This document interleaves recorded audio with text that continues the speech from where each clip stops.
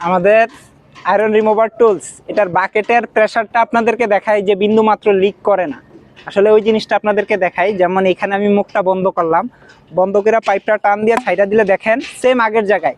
বাকেটটা খুবই, এখন আর এইটা যে বাকেটটা উন্নত মানের বাকেট এবং এটা বেশ কিছু আপডেট আনা হয়েছে। আর আপনারা যারা নেবেন অবশ্যই আমাদের ফেসবুকে বা হোয়াটসঅ্যাপ নাম্বারে যোগাযোগ করবেন। আলহামদুলিল্লাহ এখন এটা নিলে আগেরটার থেকে অনেক ভালো, বেটার, ইনশাল্লাহ ভালো সার্ভিস পাবেন।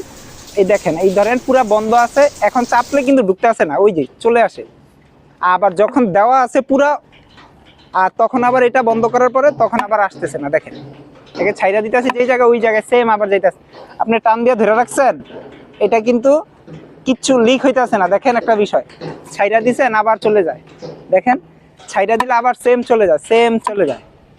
তো আপনাদের কারো প্রয়োজন হলে অবশ্যই আমাদের পেজে হোয়াটসঅ্যাপ নাম্বার দেওয়া থাকবে, পেজে দেওয়া আছে, ওই নাম্বারে যোগাযোগ করবেন, অথবা ফার্স্ট কমেন্টে আমাদের হোয়াটসঅ্যাপ নাম্বার দেওয়া আছে।